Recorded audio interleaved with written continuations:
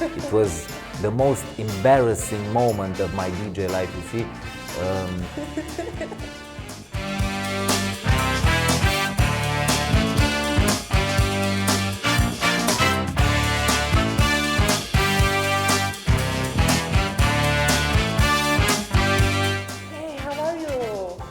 I'm fantastic, thank you. And you? Good, enjoying. Yeah. Finally enjoying a beer with you. Daytime beer, I love it. Only cool ideas. That's a good moment to talk about fuck-ups, right? It's always a good moment to be sincere and honest and talk about your fuck-ups. It can make you a better person. Tell me more about yourself. About myself? Well, I'm a radio DJ and a club DJ as well. I perform in the weekends in the nightclubs, and during the week I have a morning show at the local station. But the fuck up I want to tell you, it's about a radio fuck up when I was in a capital in Bucharest. I worked for Kiss FM for several years, and I had a weekend morning show, but the stars of the radio were off on vacation on their beautiful yachts, and us, the poor people, were taking over. And the public, the commercial public, was really young, and we had to be more bold and incisive and do crazy stuff there. And our language was not very, let's say, well behaved. We had all kinds of materials which were at the limit of the legal business. A lot of swearing in between, but with censorship over it, but not too hard. You know, it was a soft censorship. And after one summer of doing crazy stuff on air with my colleague, we've been asked to join the general manager in his office in a beautiful summer morning. And the guy told us, sit down, look at these. There were 7 papers with some extracts from our shows, from what we've talked during the morning shows. And basically we got 7 fines for talking shit on the radio. And they were each a bit over 1,000 euro each. 1,000 euro for a few words. A few words. Words are expensive, aren't they? But we only found out then. We weren't sure of who's gonna pay those fines. The National Council of Audio Visual from Bucharest sent us those fines, and the director was having a poker face, you know. Look what you've done. Okay, boss, sorry. So at the end of the discussion I asked, so who's gonna pay for this? Okay, the radio's gonna pay for it, but watch out for the next time. You can't talk this way on we are national public radio, man. It's not okay. But you told us to be more aggressive and pushy, and to make our youngsters 18-24 years, the commercial public, to make them excited about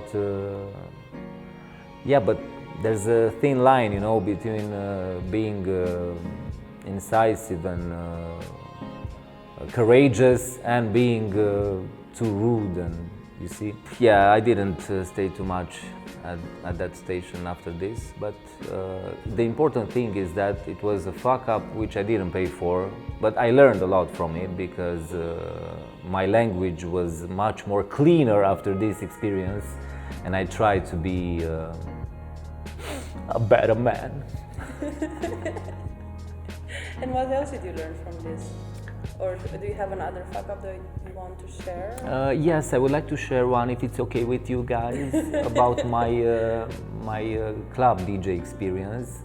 I struggled for loads of years to play international. I mean, not only in Romania. So I made a lot of efforts in this direction, and finally I can say I did it a few times at least. And I got to meet and play with some of my youth idols. One of these being the UK duo Stanton Warriors. And I had the chance to play with Dominic, with one of the guys from Stanton Warriors. And there was a party in Poland. And I drove from Romania by car with a friend, and the road was super difficult. I mean, highways only in our dreams. And we arrived there very, very tired and we were starving, and all the bad things were upon us. At the hotel, the organizer came. Okay, so we don't have time, we have to go now to the club and to install everything. But man, we are very hungry, you know, we are coming from Romania by car, we should eat. No, I'm sorry, there's no time for this. And he said, my friend, you are like me. You see, you are Romanian, I'm Polish. Take a vodka and we will solve it this way. But I drink vodka, but not on my empty stomach, you know. Man, drink, man, you are Slavic, you are like me. I'm like, you my ass, I was thinking, but I drank, what could I do? So we went to the club, everything was fine for a while. The warm-up DJ was playing, and we had fun with Dominic because the warm-up DJ was playing some snippets, some cuts from a previous old mix of Stanton Warriors, you know. He wanted to impress the headliner. Meanwhile, we were drinking this super good vodka actually, because like Russians, Polish people know shit about vodka, a lot of, and it was super quality. But our empty, poor Romanian stomachs were totally doomed. So Dominic started to play. I was programmed to play after him. The party was good, the crowd was good, everything all right. And by the time he should prepare his finish for the set, I took the microphone because I was very courageous and very drunk, of course. And I did a bit of emceeing, which I don't usually do. On the radio, I talk with my voice, of course, but I'm not emceeing like club emceeing. No, yo, what's going on with the Stanton Warriors in house? I don't know what I was talking about, but it wasn't so bad. Actually, he smiled. He looked at me, like approving the emceeing that I was doing. You know? It was his last track. It was Pendulum, the remix of the Voodoo People.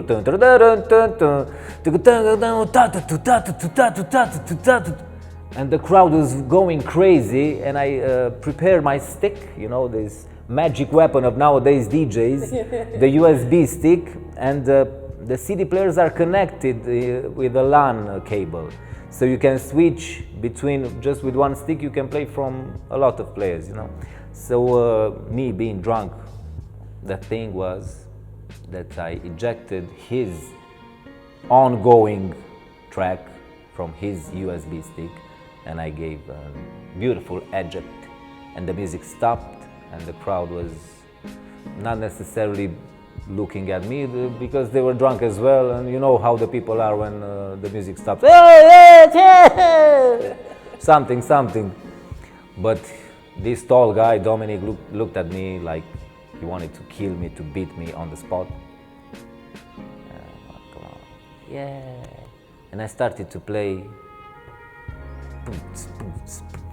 It was the most embarrassing moment of my DJ life, you see. I'm pretty attentive. I don't drink before I play usually, but now it was a special occasion.